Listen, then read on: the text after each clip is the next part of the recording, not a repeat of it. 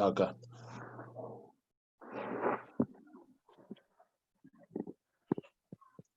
Even on YouTube.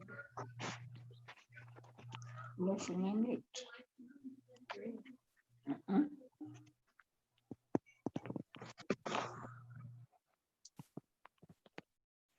Beautiful. So I can see there's a total of 34 people on the call. So just want to mention that we'll start in the next 4 so minutes as we wait for the others to join in. So a few things to note. So there'll be a poll. So just please make sure you fill it in so that we're able to learn as much as possible about you. But then we'll begin the session at exactly 5 minutes past 6. And then I'd request everyone to put themselves on mute. And if you're not participating in the panel, please just switch your video off.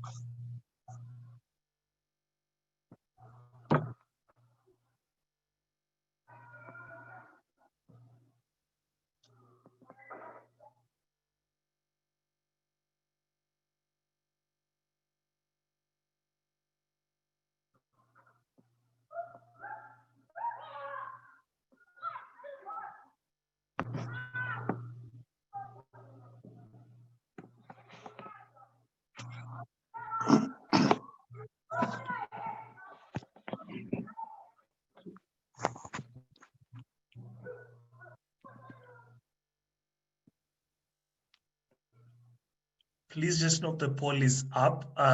Just take a few minutes to fill it in so that we're able to learn as much as possible about everyone who's on the call. How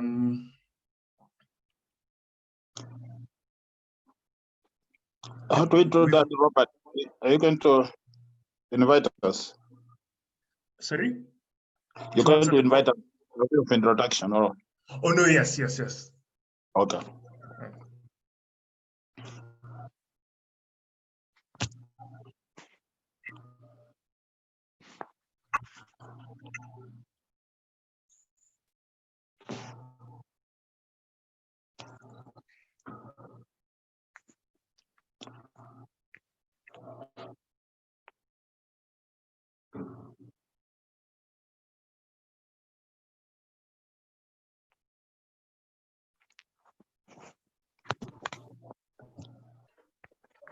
Beautiful. I think we can start. So thank you everyone for joining the call today. So we have a total of 53 people on call, and I'm sure there's more joining in.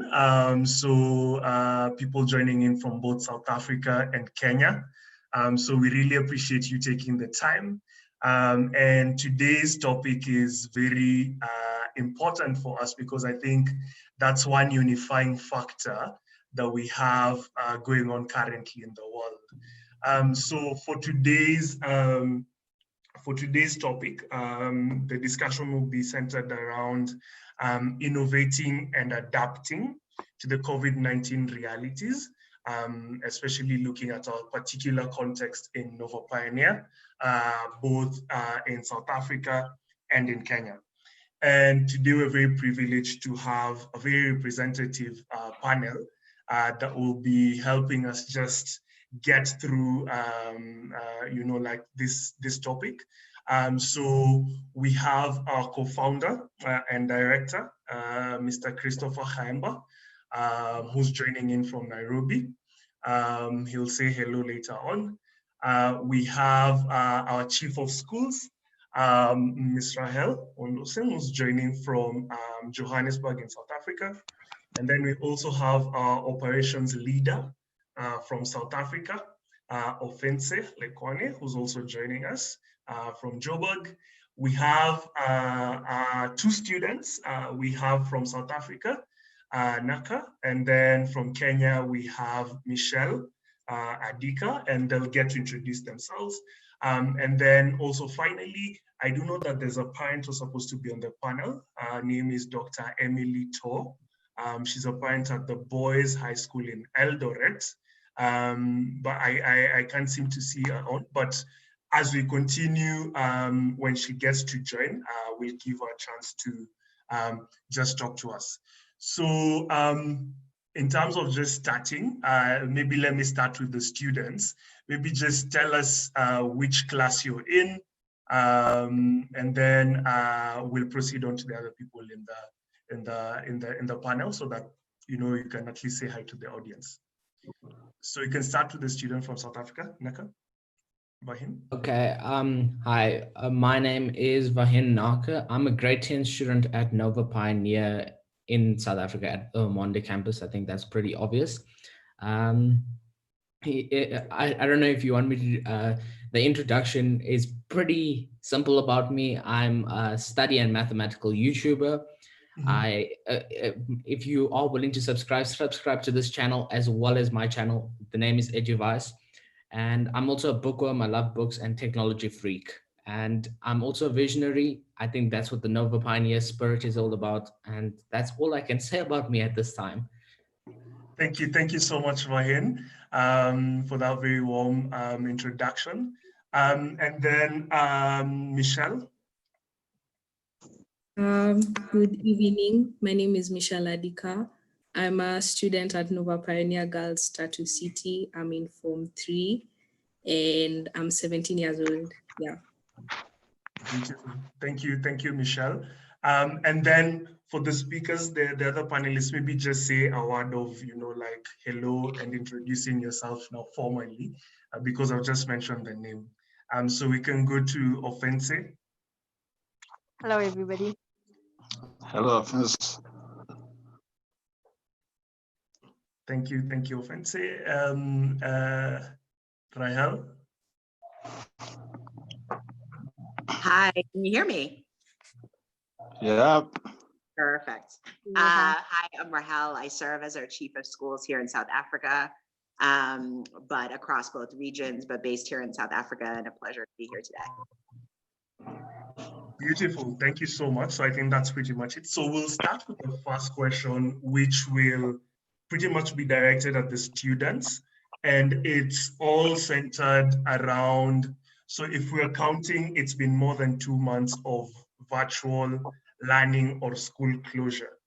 So if we'd start with Vahin from South Africa, what is it that you're missing most about being on campus? And I'm not so sure if you, the specific campus you're on has already, resumed back. So tell us, what you miss mostly about being on campus.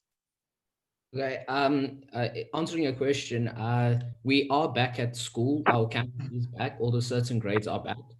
What I miss totally about school is the live interactions with the teachers, especially the practical lab experiments. So I myself, I like my sciences, and that is what essentially what we look for when we go to school. So like when we're in a chemistry class, we look at things in a practical manner. That is what Nova teaches us. It's to not regurgitate a textbook. It's to think in a practical manner. How can we think in a real life situation? The second thing that would be missing about school is friends. Even though we are doing FaceTime and Zoom and so forth, all of those video platforms, I think a real life interaction is not the same. It's like different. I don't have any words for them at the moment. Um, and then the third thing is the drive and motivation. At school, you have all those teachers, they're full of energy, they're full of that drive, motivation, everything like that. And some would call it a vibe, should I say. Um, Although that is what you look for when you go to school, because some of the teachers at Nova, in my experience, are there not to just teach you. They be part of your life. They're like your school parents. They teach you. They pick you up when you fall down. They that those type of people. Yeah. Thank you so much for sharing, Vahin. What about you, Michelle? What tell us what you miss most about being in school? For me, I miss two things that I took for granted. One is the somewhat rigid schedule that we had. And when we had to do things, whether we wanted to do it, whether we were tired, like we had to do them. So now when I'm home and I have the freedom, sometimes if I feel like I'm tired and I don't want to read, I won't read. But in school, we have time structured for us to read, like when we have prep in the morning and in the evening. So I feel like, okay, as time has gone by, I've learned to create my own personal schedule according to the time I have when I'm home, because I also have like other duties at home. So also, like, I just generally miss being on my toes in school. And another thing I miss is, of course, the interaction that we had with the teachers. Yes, we have virtual learning and online classes, but there's something different about being there with the teacher. They can see who's getting the concept and who isn't understanding the concept. Yeah, that's all. Beautiful. And then maybe just to get this question before we move to the other panelists is, when you had that schools were being closed, it's a little over 2 months ago, what anxieties did you have mostly about the school closures? Maybe you can take like a minute to answer that, and then we can give Vahin another chance to answer that as well. Okay, for me, I wasn't sure. I didn't know whether we were going to have online classes. I didn't know about Zoom. I didn't know Zoom existed. So I was, as a Form 3, like next year is my last year, I was a bit scared on how we were going to cover what we were going to miss and how much we were going to miss. I was also scared of what I was going to walk into, because I've obviously never lived through such a thing. So I wasn't sure if I was going to find empty streets, people, like I was scared. Thank you so much for mentioning that. What about you, Vahin? Okay. It would be similar to what Michelle said. I think I was most anxious. Am I going to finish this curriculum? And that was my biggest fear. Because Nova is part of the Cambridge syllabus, I was like, okay, am I going to finish this curriculum? I don't want to be sitting in grade 14 at Nova, as it is that we have a grade 13. So I'm like, no, I don't want to sit in grade 14, not 14 years of my life at school. And then something that actually came out to me was, where is this going? Am I going to ever go back to normal? I know that we're not, after this year, we're going to have to learn from this year. It's not going to go back to normal. And I think that is essentially what is my biggest, those are my biggest fears. Are we going to go, where is this going? And am I going to finish this curriculum that I have? Okay, thank you so much for sharing that. And I think that's a very nice segue to the next question.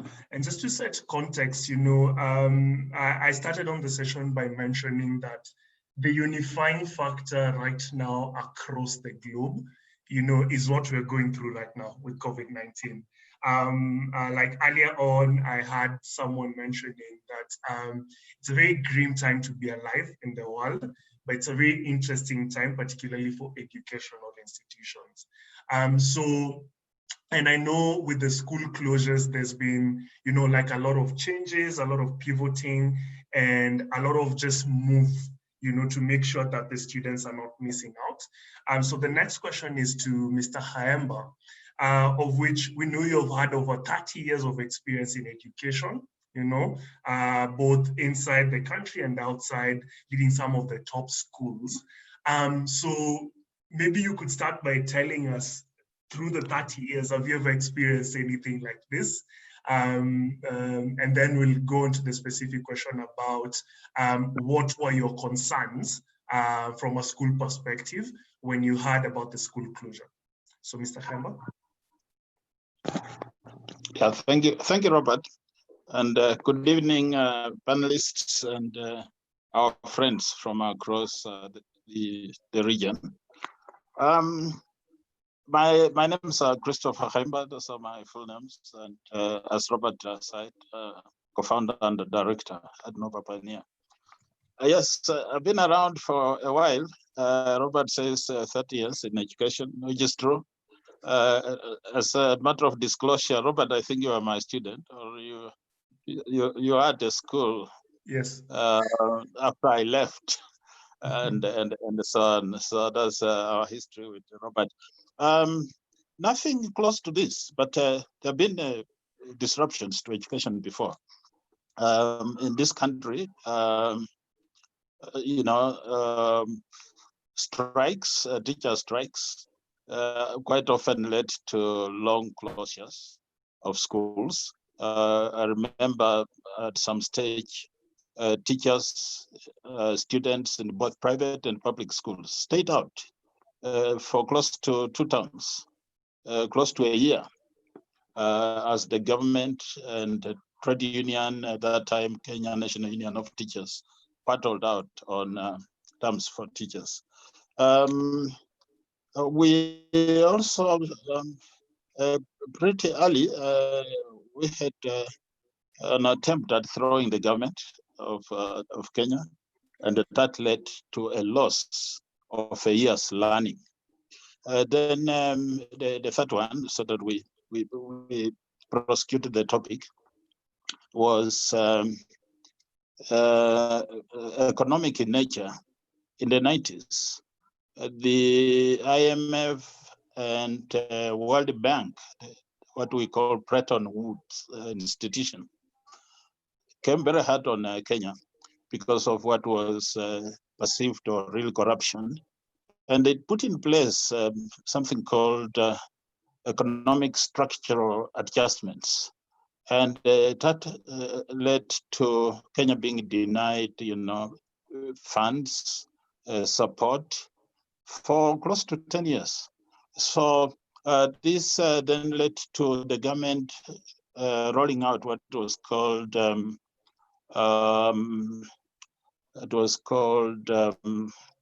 it escapes my mind, but education was fully paid for. Private institutions were even taxed more, and that meant that families struggled accessing, quality education. So those are 3 that I remember in that period, but nothing really close to this. In fact, historians even tell us in the last 100 years, we've not had this kind of disruption. But this conforms, the COVID-19 conforms to the thinking that even led to the establishment of our schools, Nova Pioneer schools, that the future can be unpredictable, both the immediate future and the long-term future, uncertain. And so schools are at the center of this, that students must be prepared to have a mindset where they adopt and adjust.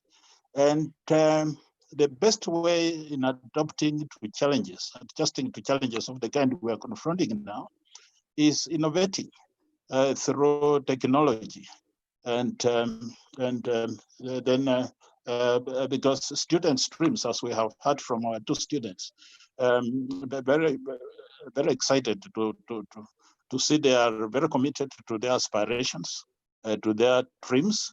But a challenge of this kind need not to diminish that dream. And the schools should be able to adopt. And Nova Pioneer, we did that pretty quickly. The term, when schools were closed, the term then ended prematurely. We're still at home in Kenya.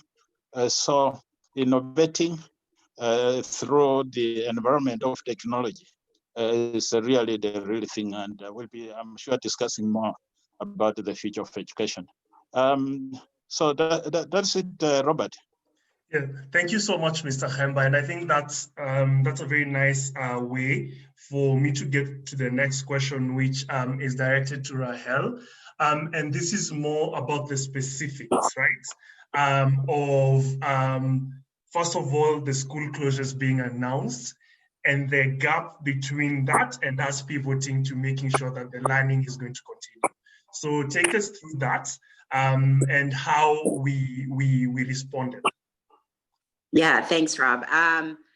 It was quick, right? So the decision was made over the weekend, and we had less than a week to get, in the case of Kenya, students out of boarding school, everybody back home.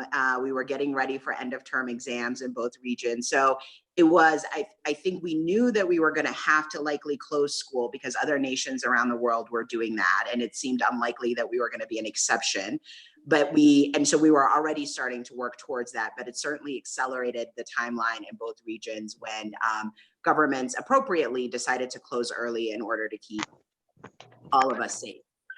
So I think what was amazing, and I think speaks to what Chris was saying, which is the flexibility and the quick thinking of the team of students. So we were able to get everybody home, which was step one, close our schools, get everybody where they needed to be. In term one, the way we tried to think about it was saying we were quite close to the end of the term.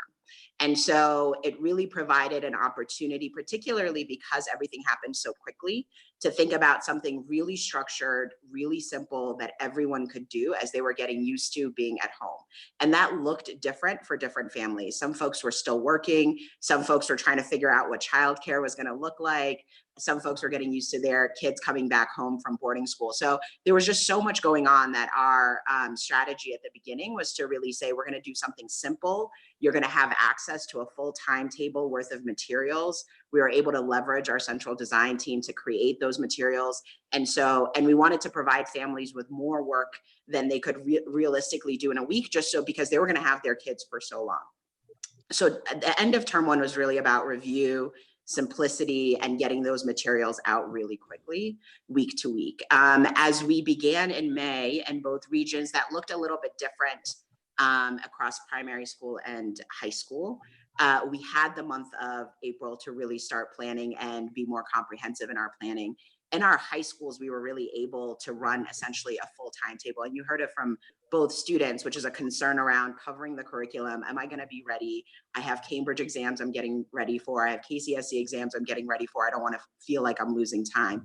And because our students are older in high school, they're able to self-manage. They're able to stay on Zoom for longer. And so we in high school really can run a comprehensive day. In Kenya, we run after school, we run tutoring groups. Like, it is really as close to school as we can get. In primary schools, I think we've learned a lot about what works for families. And as the kids are younger, we need more support for kids, right? And so what we've learned over the course of May in primary schools, especially in Kenya, is try to give families what we call a high touch and a low touch option. So you're still going to have access to the same materials and content, but for the families who want access and are able, they can log on to Zoom. We have story hour, we have community meetings. So we try to give as much live interaction as possible.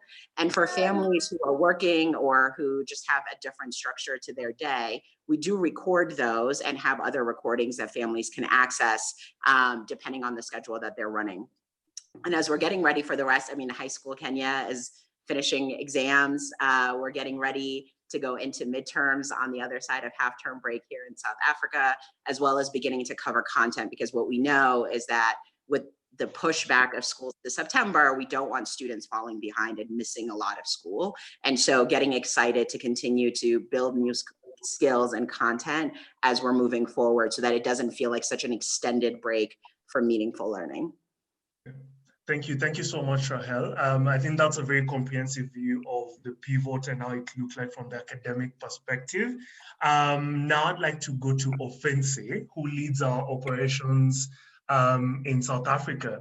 So Offense, could you take us through how the pivot looked like, you know, just from an operations perspective? What did you guys have to work through? What were your priorities and things like that? Thanks, Rob. I think I'll get into the operations details in a bit, but I think the point that Mr. Kayemba and Rahel both spoke to was around the implications of actually enabling learning once we then decided it was remote, right? And so a lot of the challenges that we did have was around enabling particularly access and at different levels of what that access means. So in context where our parents were living in areas where even if you wanted to do remote learning, you didn't have the infrastructure necessarily to do that. We then had to have our learning teams specifically spend time creating hard copy material and content that students could then collect at schools and be able to use when they were at home. Other issues were around allowing kids to have access to equipment. So in an instance where a child doesn't have a laptop at home, we had to then loan out some of the laptop equipment that we have on our campuses to enable them to have access to remote learning. And then also something that would naturally get overlooked, but data is also a big issue there. And so for our teachers, when we then have said that we are going to enable this remote learning, how do we make sure that they are always able to actually administer it? And for that, we've also had to then allow for data for some of our teachers in order to support them by providing them that. And then as well, with that as well, obviously the technical implications of all of that is it's a steep learning curve for all our parents and all our students and our teachers as well. And so making sure that once we have enabled all of those things, how do we then make sure that we support the learning experience that is as it is happening? And so again, for our students in that context, we had to then give all our senior students had to have access to a hotline wherein they could just call in when they were having technical issues, for example, to be able to get support that was easily and readily available, particularly because of the bulk of the learning that they then had to do. And then for our parents and our teachers, we had to allow access to platforms where we had bulked out and created tips and tricks for how to use the new equipment and the new technologies that we were using. And so that they were available on easy access. And then for parents, another thing that we ended up having to do as well from a technology perspective was just allowing them direct access to our IT support team, so they could send in an email when they were having technical issues, and then be able to get support directly from there. That's just some of the things that we then had to enable from a tech perspective to enable the learning to take place. Thank you, Offense, for that. And even as we continue on with the session, I just want to remind you that we are live streaming on YouTube, and this recording will be available on our pages after this. And then for parents on the call, please make sure that you're submitting your questions to the chat box below, and then we'll be able to try and find some time to get to answer them. Before I get to Mr. Kayemba, I earlier mentioned that there's a parent on the line. So Dr. Emily Tor is online. So please, Dr. Tor, introduce yourself, and then also just let us know as you introduce yourself, give us a perspective from the parent side, right? When the school closures were announced, what are some of the anxieties you had as a parent? Good evening to you all. I hope you can hear me. Yes, we can. Yes, I am a parent to Victor Kipwech, who is at Nova Pioneer Eldoret. Of course, the anxiety was like, how long will the closure be? What will happen? What will happen when we are with the kids at home? What will we be doing with them all this time? all those uncertainties because of the virus. But from what the school has done, it has done well to go full-blown on virtual learning, though we have had various technical hitches because of poor internet connectivity. And of course, the cost, it's quite costly to buy internet bundles. But it has been a great experience because my son is able to join classes, he's able to follow and do his quizzes and submit. So I think from my perspective, the positive side of this COVID is that at least my son is able to, he has learned to use the online resources that the school has put in place. And as a parent, I think I am proud to be associated with Nova because of this, because I can imagine what he would have been doing for the last 2.5 months or so. Thank you. Thank you so much, Dr. To. And also just to mention, Dr. Emily To is also an educator. Maybe we'll get to that a bit later on, just to hear like from your professional perspective. Now shifting to Mr. Khaemba, we all know that at least, and we'll continue mentioning this, how COVID has been very disruptive. So over the past couple of months, there's been that huge uncertainty about, what will happen, when will schools open, and as even Dr. To has mentioned, there's that aspect of you don't know what to expect. There's that fear of the unknown. So my question to you is specifically regarding, the parents we have online. What message would you have for them regarding, that feeling of anxiety? How can you address that, especially among the parents? Yeah, thank you, Robert. Yes, this COVID-19 challenge thrown us, not just affected the businesses. It's entirely new, but the children are our future, and the schools are going to open. In the meantime, and our teammate Rahel prosecuted this topic pretty well. The stage at which our children are, right from pre-primary, primary, high school, up to that age of 18, it is critical that they remain connected in a learning environment. Whether that learning is online or being present in a physical classroom or researching, because there are many tools. There are many resources on internet, many of them free, and they can be accessed. They can be accessed as long as you have a smartphone.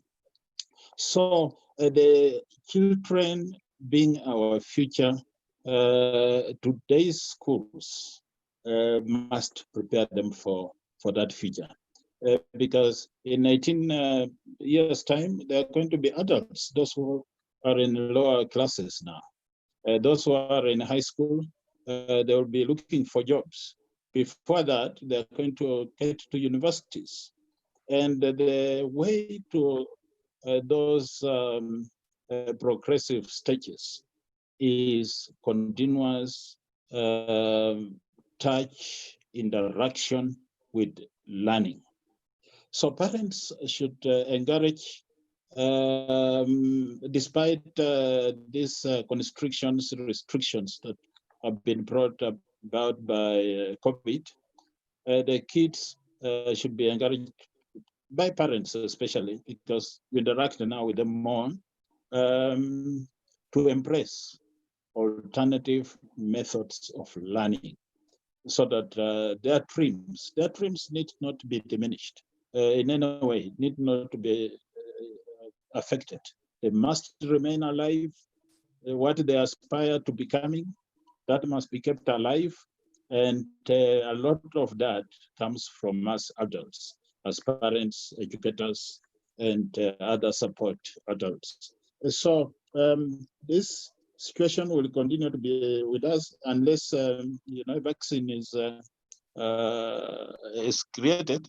That will resolve the problem largely. But if it's not, and the schools will open, we will have to adopt and, of course, ensure that the environment in which the children then come will be safe for them. Here in Kenya, the president directed the Minister of Education to come up with a timetable by mid-August to a timetable that is detailed. We'll have details of how the schools will reopen, but that will be the general, school population. At Innova, through the leadership of Rahel, these protocols have already been developed. So Innova parents, I think, should be confident that the schools, once we open, will be ready because a team under Rahel and other teammates have been working hard on this. And that's why the example of South Africa is great. They opened and the schools are ongoing.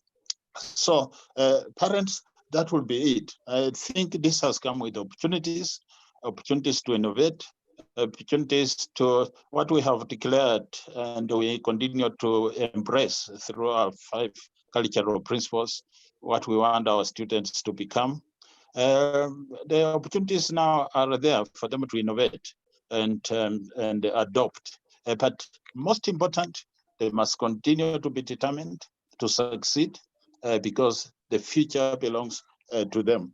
Just I've shared with a few teammates that certain of the schools have gone full-time on online learning.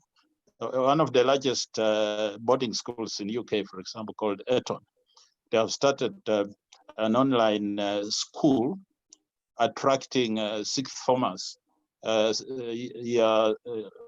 aged 17, 18, across the world to join. So they're going to probably have the largest school. That's a very expensive school, Eton, but they might end up with the largest school across the globe because of these online programs. And I think going forward, opportunities of college, certain colleges our students aspire to get to, programs may be offered online. And so this is a good opportunity to build these skills around online learning and develop. So parents, these children, the future belongs to them. So they should be, their dreams should continue to be supported and so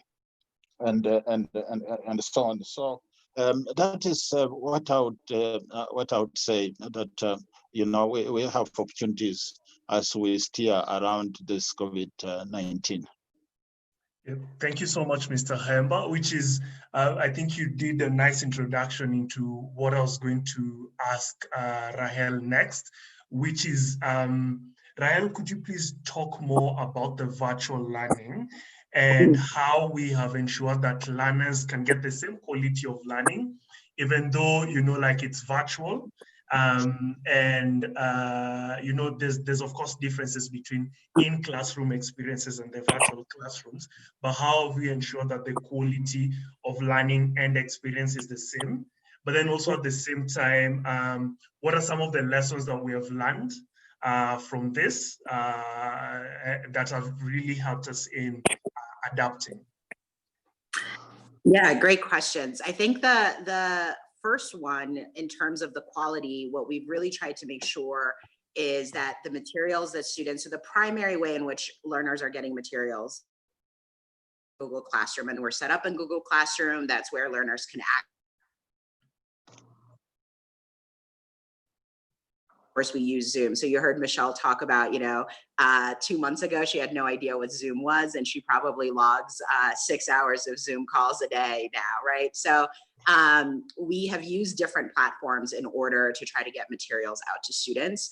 But the first way that we really work to ensure quality is through the work that our central design team is doing. And so they are creating consistent materials that still have the same level of rigor, that have the time to really drive in-depth learning and put those materials to our schools, to our teachers. But then the other amazing way has been just how creative, how flexible, and how hardworking our teachers have been. So they've been able to take that material and in quick time really meet the needs of families, right? And we have one school that's figured out a way to digitize everything so that there's no printing needed. Another school that will say, well, you know, the creativity of the videos, trying to make them interactive, making sure that they pause on their Loom video so that students have time to write and respond. And so the biggest way I would say is our same passion for making sure that students are engaged, cared for, and learning remains. The way we do that has radically shifted, right? And I think those are the pieces that look different. And again, as the kids get older, how much they can be sort of online in a back and forth in this kind of panel looks different.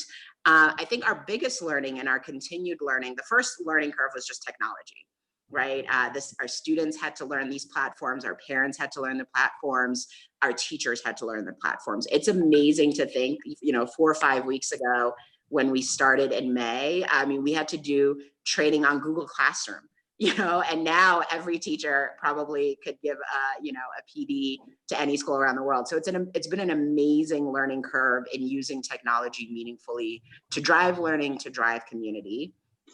The second piece, I think, has just been how much on live learning can happen and is healthy, right? And so when we first started, we might have families say, we want to go live from 8 a.m. until 4 p.m. But then, of course, you realize it's probably too much screen time for kids. It's really hard to structure that. And so just finding the right balance of how much pre-recorded material, pre-created material can kids work through on their own, and how much live teacher interaction is needed, and how do you balance that in a way that's healthy and also just effective to move through the curriculum. So I think those are the two probably biggest pieces of learning and that have been common in both regions. Oh, beautiful. Thank you so much, Rahel. And the next question, just still directed to you, is there's been a lot of research going on about continuity of learning, especially during this period.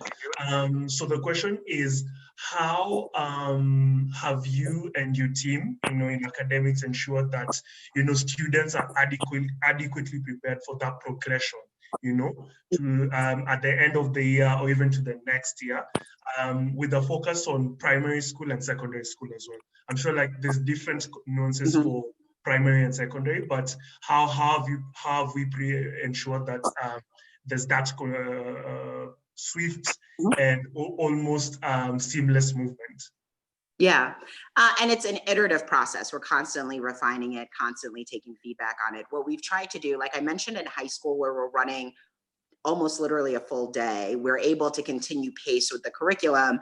And at least in South Africa, we're continuing to work towards our Cambridge exit points that are still scheduled and are happening. With the push of KCSE to potentially next year, I mean, we'll have to wait and see how much coverage and what progression is going to look like in Kenya with the direction of the ministry that's going to provide hopefully more clarity in August. What we've done, though, is to say, what are the most critical skills that kids need to continue to practice, taking into account they're also learning lots of new things about how to communicate in this new platform, and adjusted so that we're covering pace along with that. So we've taken our scope and sequence for the year and really paced according to the realities that we're finding. And our commitment continues to be, I think, as we look around the world, the reality of kids being not engaged academically for months on end is not good, right? Like, so we want to make sure that kids are thinking, are reading, are interacting with other students, are having the same sense of engagement, which again is going to look different because the world does look different, but is really critical that we continue pace with that and adjust our curriculum. And then when we introduce new students back and settle into whatever the new normal is going to be after August, making sure that we have systems to catch students up. So I think those are that's kind of the balance. But we started by saying, okay, how much can we cover taking into account time, direct time with teachers, and adjusting to the most critical skills that we think that students need continued exposure to so that they are not losing out. Yeah, thank you. Thank you so much for that very comprehensive answer. I think for me, just even reflecting on it, it's just awesome how to see the intentionality of it all, because even you're considering screen time and all these other things, which I think at the end of the day puts, you know, like the focus on the students. And which brings me to the next question to the students, and we'll start with you, Michelle, and then go to Vahin, is what has been your experience with remote learning? And you can think of this question in terms of the things that were easier to adapt to, and then also maybe the things that were challenging to adapt to and how you've worked through those.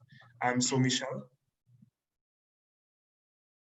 Okay, I think like has already been said, it all happened so fast, but at the same time, it was friendly. Like they put into account the fact that this is something we've not done before. So like when we started off, we had 5 lessons a day with very long breaks in between. So like it allowed us to get used to using Zoom and of course like navigating through Google Classroom. I think the easiest thing was the fact that it's still the same syllabus. I'm still doing the same thing. So I have my notes to refer to before the class, and of course the content that the teachers will send in through Google Classroom or to our emails. So then it helps us prepare for the class because they've sent the slides and everything. So I feel like the most difficult thing is of course having to be on my laptop the whole day. But when it comes to making sure we are still going on with learning and the teachers following up what we are doing, I think it's going on well, because like even after class, if I need help, I can always schedule a meeting with what the teacher that, you know, teaches that specific subject. So I feel like they gave us time to adapt to learning this way.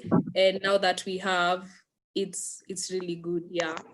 Yeah, and thank you so much for sharing that, Michelle. And just maybe to stick on to that point, maybe if you look at it in hindsight, 2-3 months back, and you take stock of, you know, the time that you've taken to participate in virtual learning, with all the challenges and also all the good things, you know, taken into account, what do you think are some of the skills that you've been able to learn during this period that without COVID you wouldn't have, you know, been exposed to? Okay. I've learned a lot more. Like I've learned how to use my laptop for a lot more than like leisure and like movies and stuff, because now I've learned how to use Zoom. I've learned how to use Google Classroom.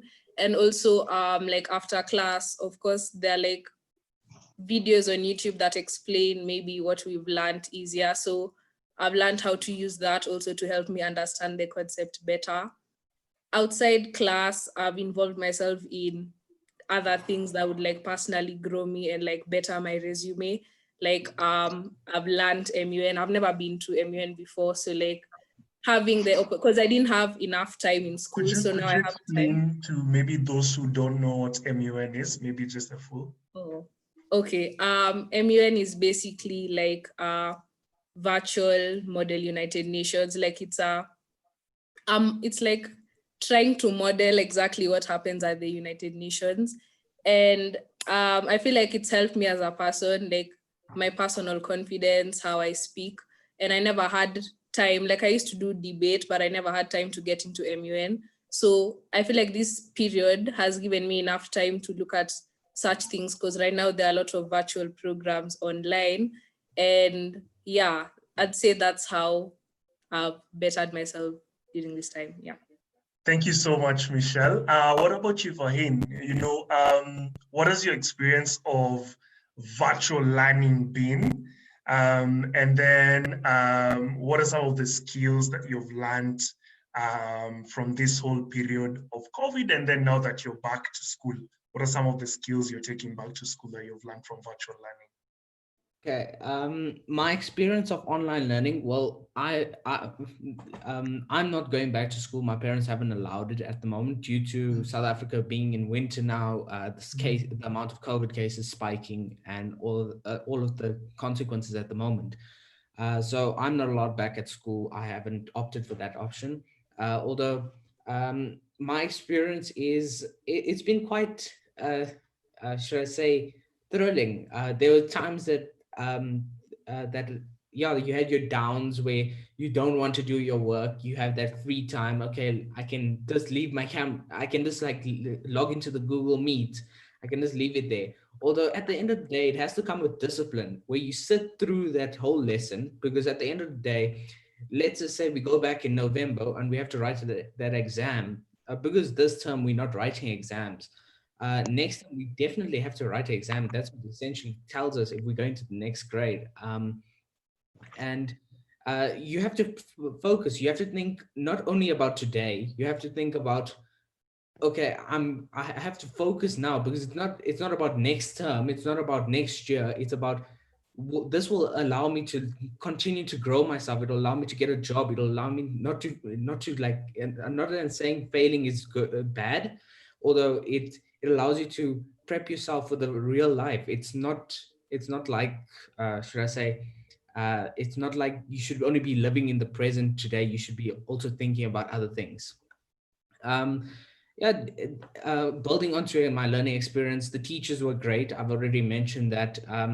One of my teachers one of the teachers, and my English teacher, let's just say she's the most in class. She's energetic. She's very live.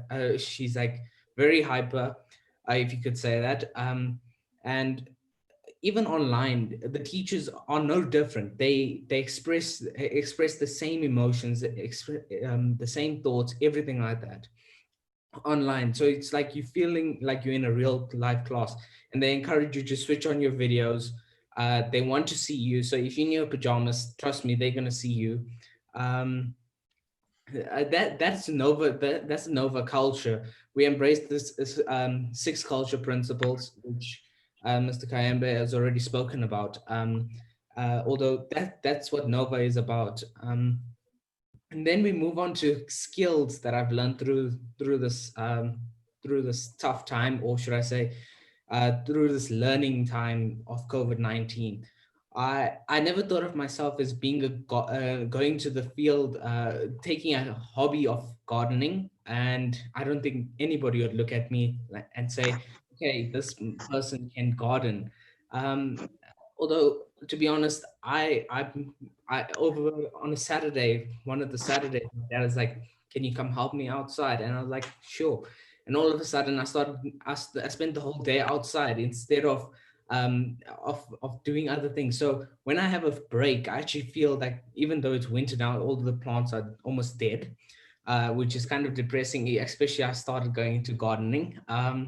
Although that was like that is what I've been learning through this whole COVID-19. And then I was able to the learning process online is you're able to teach yourself. You're allowed to carry on. You're very flexible with your schedule. Yes, the learning sector, like the should I say, the whole team that arranges our schedules and everything. Yeah, they have set it out. Although we're allowed to have breaks in between. So when we have those breaks, we're allowed to teach ourselves, or we can go have breakfast or anything. They allow us to slot that in. And then now I've learned the importance of the general domestic people. So like housekeepers, your gardeners, everything like that. I started to appreciate their value. It's taught a lot, a lot through this period, because when you're in level 5 in South Africa, there was no such things as housekeepers. There was no such things as gardeners. So yeah, you've learned a lot through this thing. And lastly, creating YouTube videos. That was one of my ultimate things that I've learned through this period, yeah, how to create videos and edit them as well. So they might not be professional top notch, although it's what I enjoy.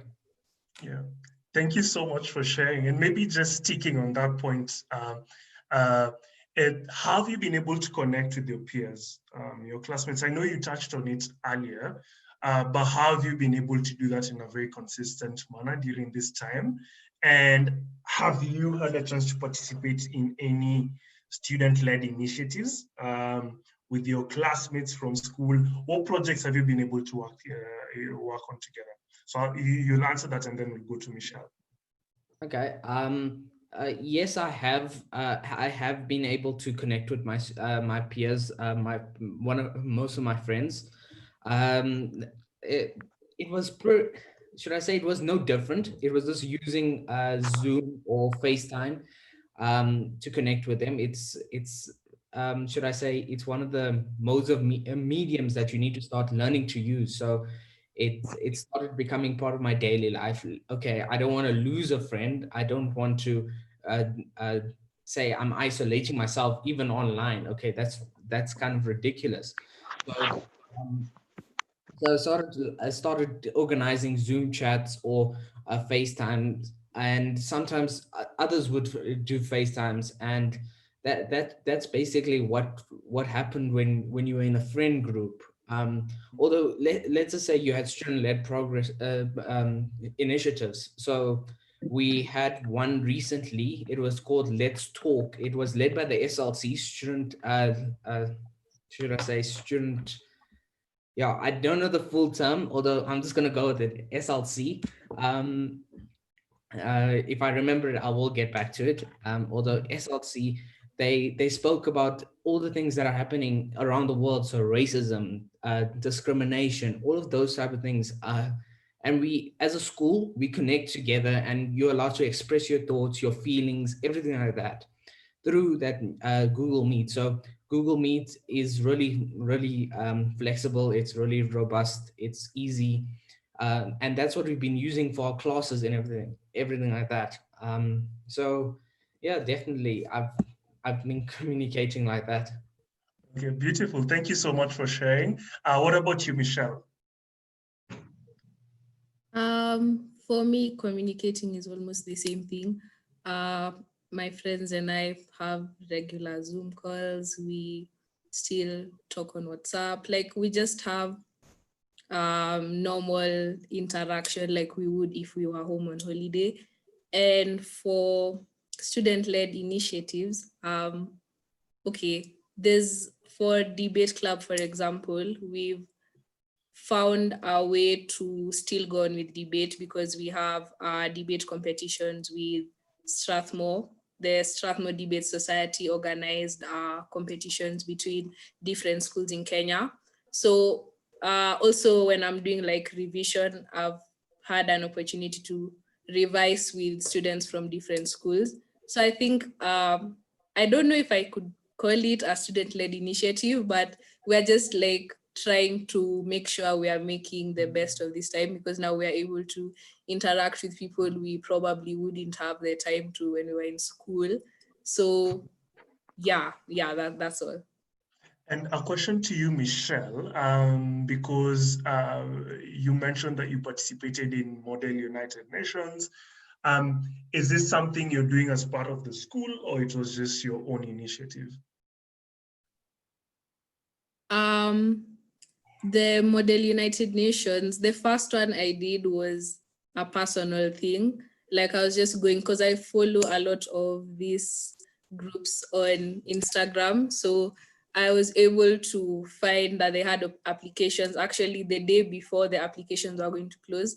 So I just applied just to see how it was going to be. And of course, like when I did it, I was confused and all, but like I learned through it. So I feel like it was better that I learned through it personally, because now like if we do it as a school, like Simon is coming up, so I'll know more of what I'm doing, or like I'll have a rough idea of what it is I'm getting into. But yeah. Beautiful. Thank you so much for sharing. The next question is to Offense.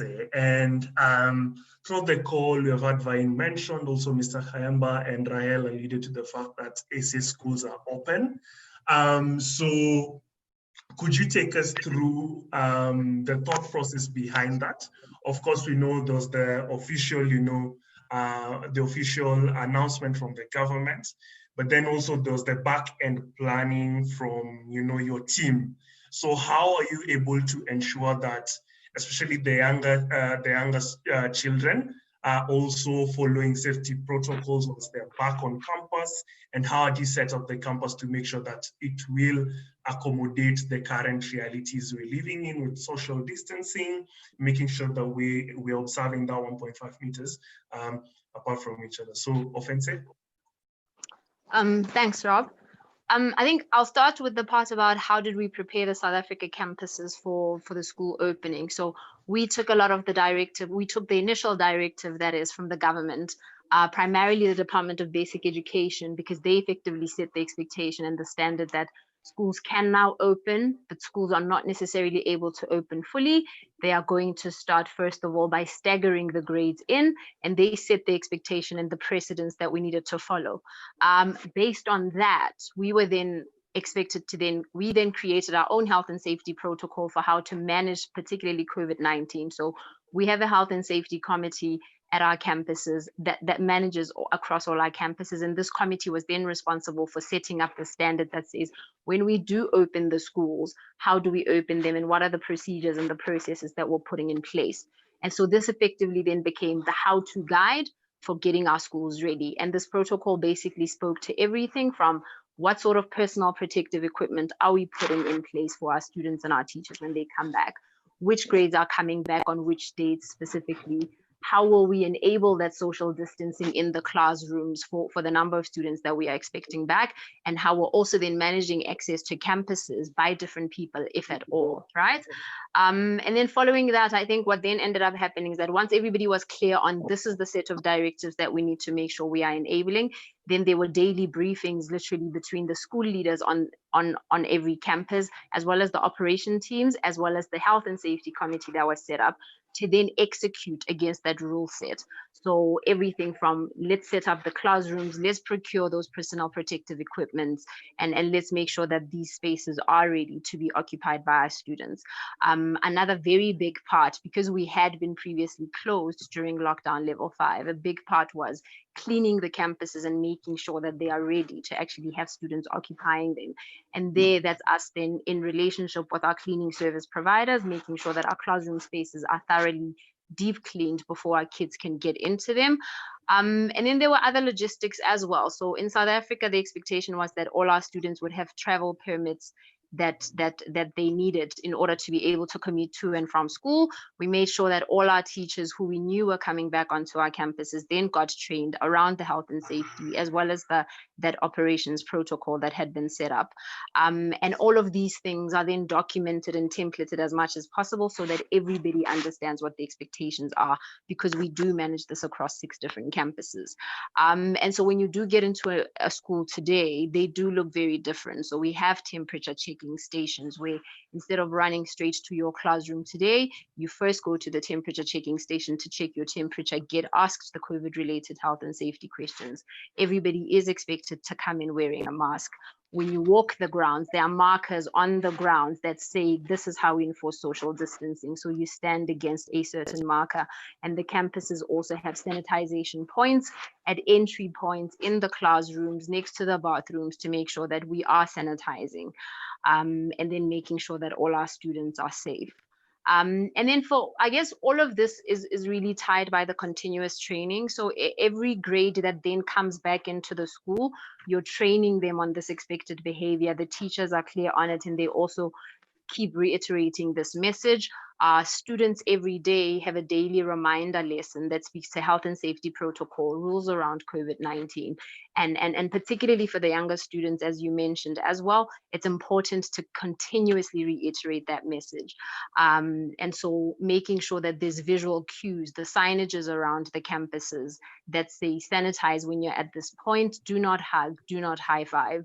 And then other pieces as well that needed to be set up. So individualizing of equipment that students would necessarily use in a class. You have them socially distanced, and so they can't naturally go and fetch the pen and the pencil from the common box. We've then had to say, this is your stationery pack as a student. It sits at your desk and it's only shared by yourself. And so there's that way we're limiting cross-contamination in our classrooms.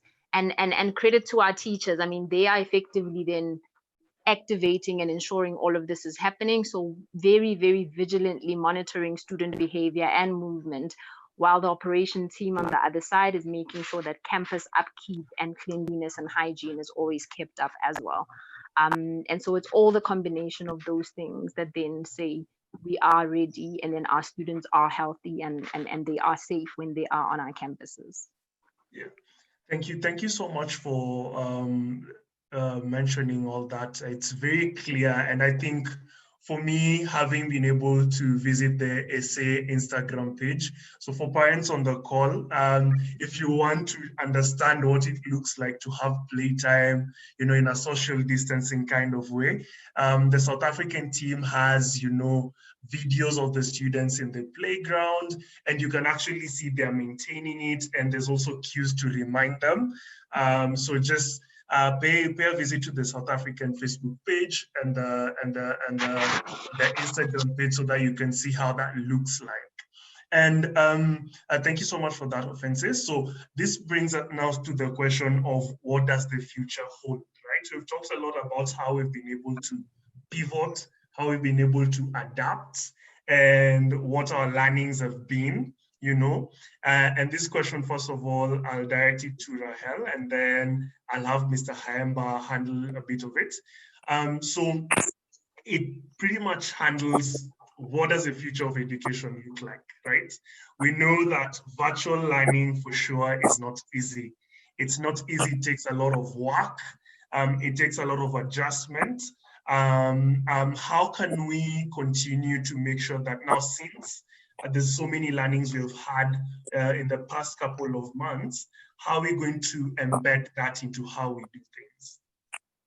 Yeah, thanks, Rob. I think, you know, it's so hard to say where will we be in 2 years, because it feels like every month we learn incredible new things that we did not know. And so I think for me, like, the future looks optimistic just because of the quality of creativity and problem solving and intentionality of the Nova Pioneer team continues to be awe-inspiring. You know, people are learning in real time so fast that we are, you know, we ran a PD with 250 teachers via Zoom, which we would have never done if we had the option not to do it. And just so the innovation that comes from being forced to try new things, to learn faster, that which might have been scary previously, I think is really exciting. And so I honestly can't tell you what the future will hold, because it just feels, I think one of the things that is the scariest and most exciting parts of this moment is we are learning every day so many new things.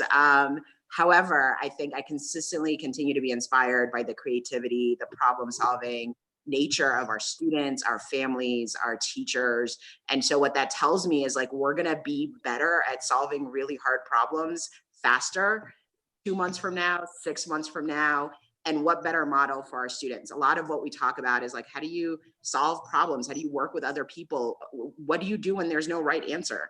And, like, this is a living experiment in that all the time. And so my optimism for the future comes from the fact that when you have really committed people that are working hard and are creative and are learning to solve problems, you get a lot further. And I think that's what we've been able to see. So I'm excited to, in 2 years, we can have this webinar again, and we'll look back on all the things we couldn't have even dreamed to do, because they were beyond what felt possible today. But I have no doubt that we will tackle them. Well, thank you so much for, like, summarizing that in a very beautiful way. And to Mr. Haemba, you earlier spoke about resilience and innovation, you know. So what do you think we need to do to be sure that we are continuously adapting, and then also making sure that we're building in that spirit of resilience and innovation? Mr. Haemba? Yeah. I think what COVID-19 has taught us is to anticipate different situations, and then build scenarios, model scenarios that can then confront these challenges. And as I indicated in my opening remarks, the students are going to be facing a very different world from the world of today, even. This COVID. So anticipate challenges. Of course, it's not possible to imagine what will happen, as Rahel said, even 6 months from now, and so on. But schools that are reflecting on these challenges are in a better position, and then building that innovative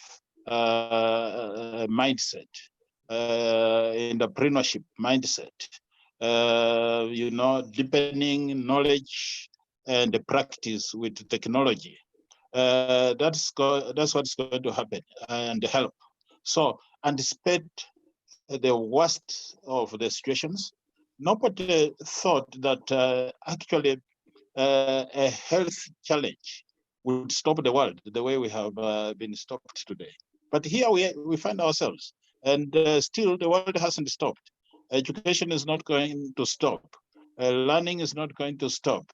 But to survive and thrive in the challenges of this nature is around building resilience, as you put it, Robert, and innovative mind. So today's schools, and Nova Pioneer is in that group, should prepare that mindset of the students around the capabilities, innovation, technology, and thinking about themselves, bettering themselves, thinking about the welfare of their communities. And they've been very happy to hear, students reflect on that as well. And the globe. We are today using this Zoom and webinar, and the creators of these platforms, they are sitting in India and Seattle. And at the end of this, Robert, you will get a bill, or already you pay, and so on. But we want our students to create, for example, customized Zoom around schools and Africa as a continent, or Facebook, or all these technology capabilities. That mindset in students and our teachers, our educators, is what is going to carry the day. So learning is not going to stop, but the schools that prepare for that future by thinking about it now, thinking about the worst of challenges, they are in a better position that when these unpredictable situations develop, they then easily adjust. The way we did, the way Rahel and her team did adjust when schools closed, and then they had to get on to online learning by augmenting the capacity and the capabilities that we had. So I think in whatever situation, learning is going to continue, but innovating, adopting, adjusting, and building, real strength. This COVID-19 frightened us, but we have adjusted. But our children, our students, this is about them. So they must continue to exploit and research and get to be grounded in real building resilience, and then they thrive during that time, and so on. So that is really about the future. It shouldn't frighten us. We just need now to build the resilience, be innovative, and continue every time being defined by innovation, innovative mind, determination, and going out looking for solutions. If it's not COVID-19, there will be another, pandemic. We want our students to come up, for example, with a vaccine that will protect Africa and Africans and the world against any of these pandemics. it is not the preserve of those in Europe or America. These things can be done here in Africa. And I think Nova Pioneer really, I'm happy that our pillars around cultural principles or the outcomes around character, capabilities, and networking, our students are increasingly reflecting that. And that is really the future. Thank you, Robert. Thank you so much, Mr. Hemba. I think that was a nice way to wrap it up. And I'm just saying that we're way over time, but to just wrap it up, so we'll have like a final word from Dr. To and then the students. So Dr. Emily To, could you please take us through what positive changes you've seen in your child during this time, and what skills you think they have learned and they will use as adults? You know, have you seen your son show up in the house as a responsible person, and how do you think those skills are transferable?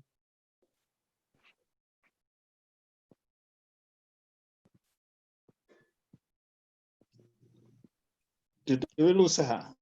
She needs to activate her video also. Yeah, it seems we lost her. It seems we lost her. No, but no, then, no. Oh, she's there. Oh, beautiful, Yeah. beautiful. Sorry, I had not unmuted my microphone. Sorry. Yeah, so I think as a parent, and probably other parents can also share the same sentiments, is that the school program has really kept my son on his toes. He's able to follow the timetable well and do the quizzes, do the classwork discussions, and the confidence that he has in that he's able to use his computer doing schoolwork, besides, you know, what he used to do, playing games. He's able now to engage well with his teachers and his peers and do discussions. And he's the one who even set the Zoom meeting for me today. So that is really a positive thing that I can talk about.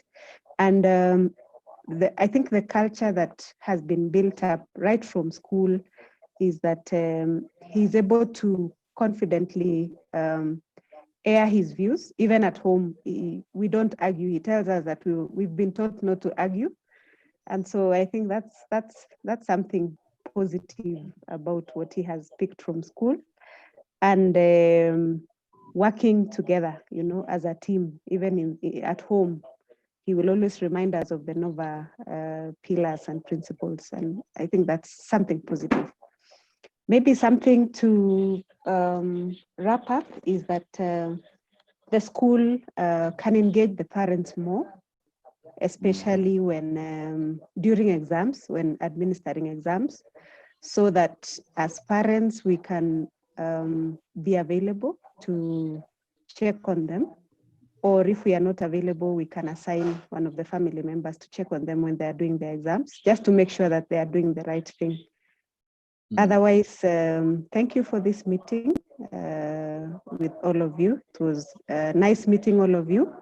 I think Nova has led the way, and I hope other schools can also copy from this, because there's a time he told me that we can invite someone, another student, to join in. So I think that is something good about Nova being, you know, kind towards other people in the community.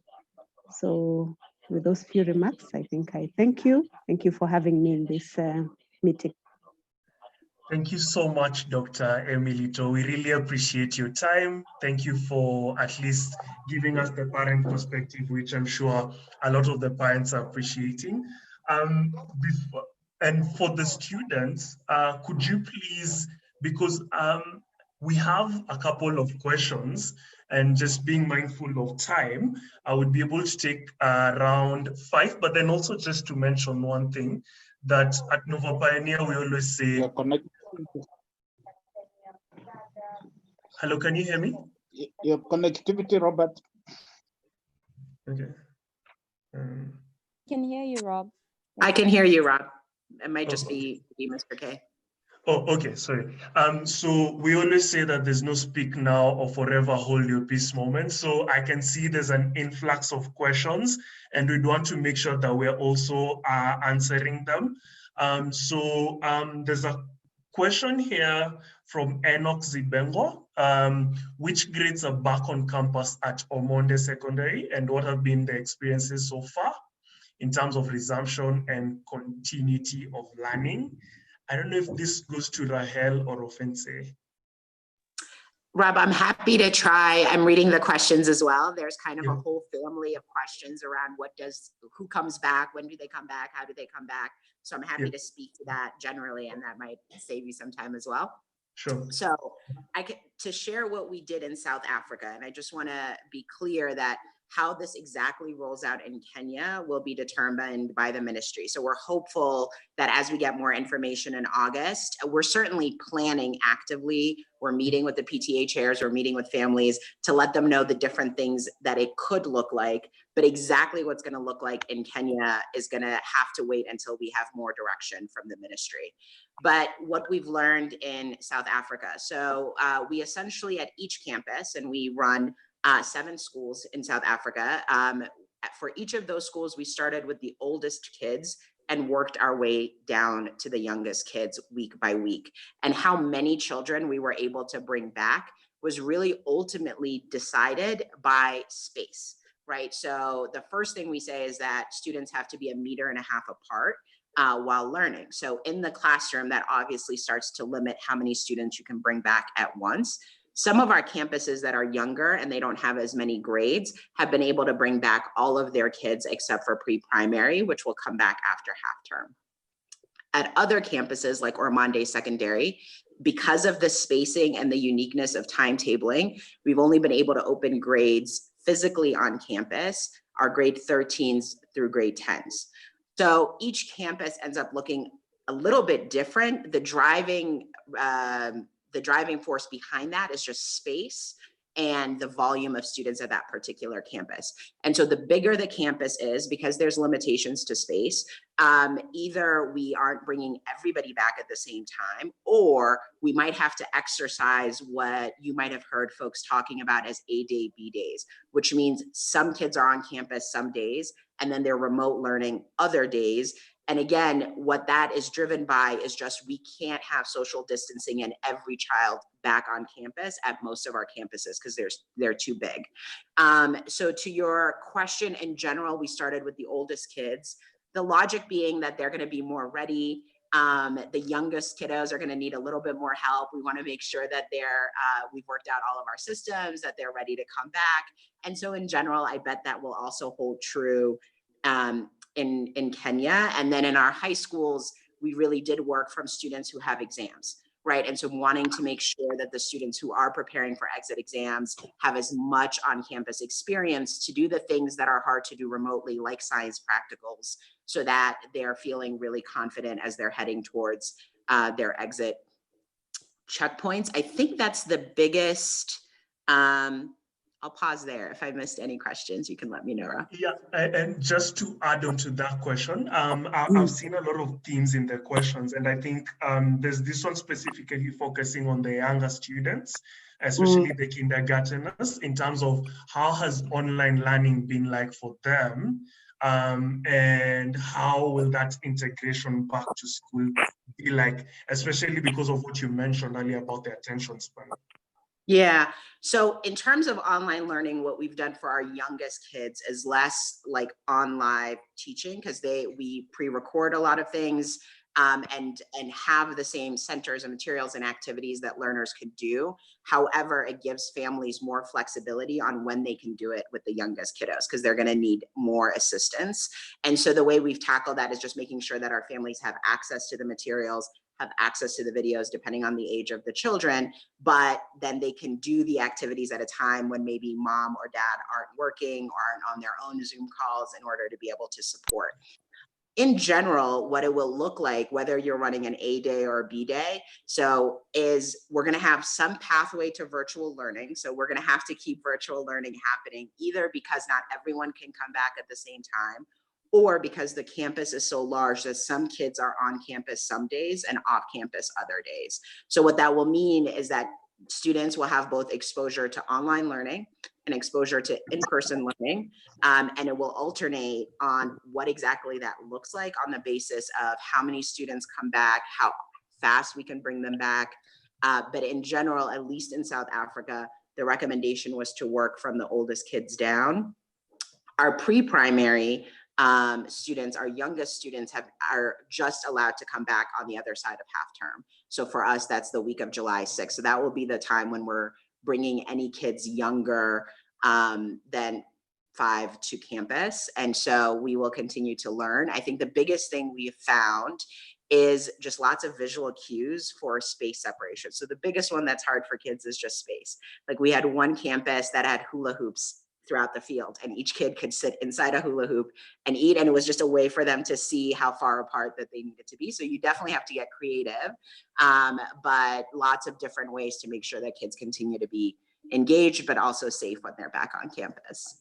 Yeah, a final one, Rahel, because I'm just noticing that it's coming up a lot, this is a question from Enoch, and it's about, have you noticed that some parents are having challenges when it comes to supporting the students?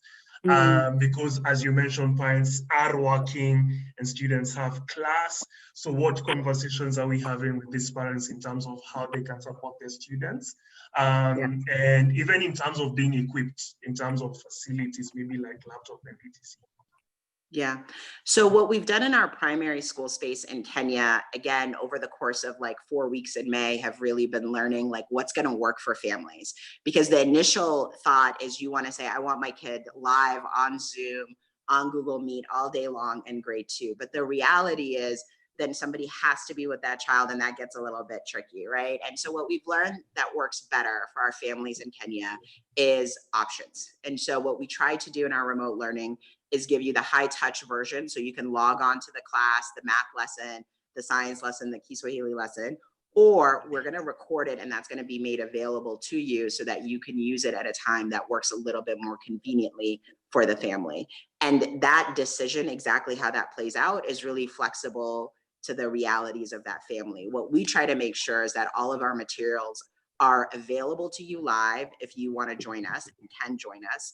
And if you can't, then you still have access to those materials and the recordings.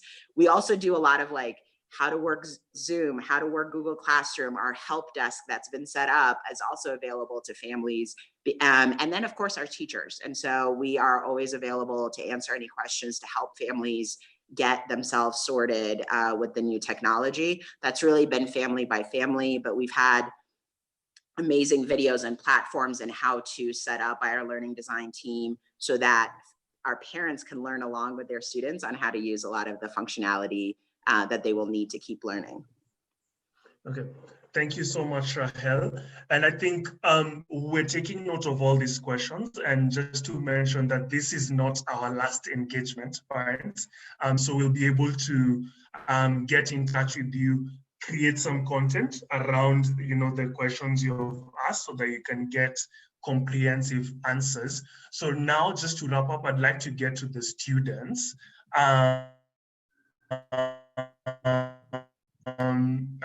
So that at least for tonight, it's such a heavy topic. So I think 1 hour was very ambitious in terms of covering it. But to the students, and we'll start with Michelle. What do you think you've learned during this time that will help you in the long run? I mean, you touched on a lot of different things, but what's one trait, if it's whatever it is for your case, what is it that you've learned during this time that you feel you'll take it with you and it will be super helpful, for the foreseeable future? So we'll start with you, Michelle. Okay. Personally, for me, I feel like the greatest skill or the greatest thing I've learned is to hold myself accountable and to plan my time. And I think that's really good because even after high school, there'll be no one following up what I'm doing or, if I'm attending my classes and stuff. So I think it's just helped me plan my time and hold myself accountable. Like I said, like make sure I'm doing what I'm supposed to do at the right time. I also write notes like I do in school over the weekend because this isn't going to be forever. I won't always have my laptop and my notes to refer to. So I think just writing or summarizing what I've done online on my books, because this is what I'll have in school, has really helped me. Yeah. Thank you so much, Michelle, for that comprehensive answer. What about you, Vahin? What have I learned from this should I say remote learning situation was that that the use of computers is quite fundamental right now. I think we're already in the fourth industrial revolution, or the technological age, and making use of a computer doesn't only making use of a computer now actually has brought should I say computer literacy to students. It allows students to understand, okay, there's video calls, there's all these different types of things. And not only has computers, I think computers should carry on being used in schools on a full-time basis. Instead of using books, we use computers, on where we can make notes and everything like that. So because of the world in this situation here, we've actually gone from being polluting and cutting down trees. If you have looked at the statistics at the moment, we've actually reduced the amount of cutting of trees because we've switched to our online basis. The amount of trees that have been cut, it has been reduced, and I think this is a quite a big environmental factor. So if we continue with this year, I think we might be solving one of the UN's should I say aims for 2030 or 2050, either one of those. And then yeah, I think that's what I would want to carry on. And then the independence this year, like Michelle has brought up in the what she said in her talk, it brings independence, because when you go to university, it's all about discipline. It's all about you. Am I going to pitch up for a lecture? Or am I just going to stay in my dorm, or am I just going to stay at home? It's all has to do with the student. And this has really taught me some things about independent discipline, coming to class on time. Yeah, that's all I have to say for now. Thank you so much, Vahin, for that beautiful way to summarize the session. And I hope you and Michelle will keep in touch. I'll get you guys in touch with each other so that you can exchange notes. But then for the many parents who have just stayed with us for this long, I really appreciate your patience and your time. We don't take it for granted. And for everyone who has sent in questions, please take note that we will respond to you personally. And for those ones who got the confirmation email, you have my email address. So in case you need any questions answered, please just send them my way, and we'll organize for an answer to come to you. But with that, sorry, we have, I forgot about the poll, but we have a final poll. So please, if you could just take a few seconds to answer that, if it's ready. Thank you so much, TC, for putting that up. So just take a few seconds to answer that, so I can get to learn more about you and see how we can better serve you.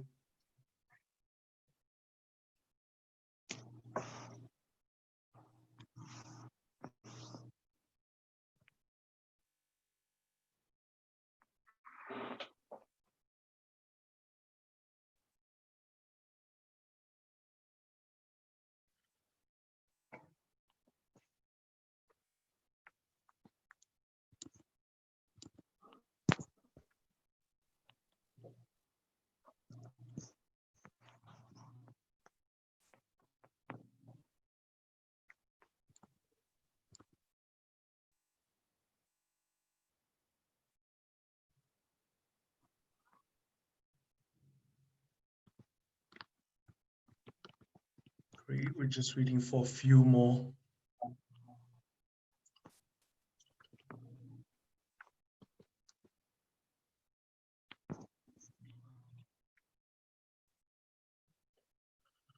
And just to mention, this is Novo Pioneer Connect is a bi-weekly occurrence, so every second Friday.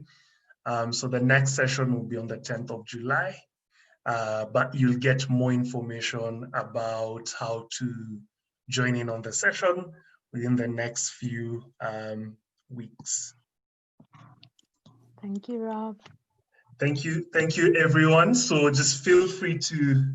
Oh, thank you, bye. Thank you. Thank Bye. you. Robert, conclude. Sorry, I cut you short, Robert.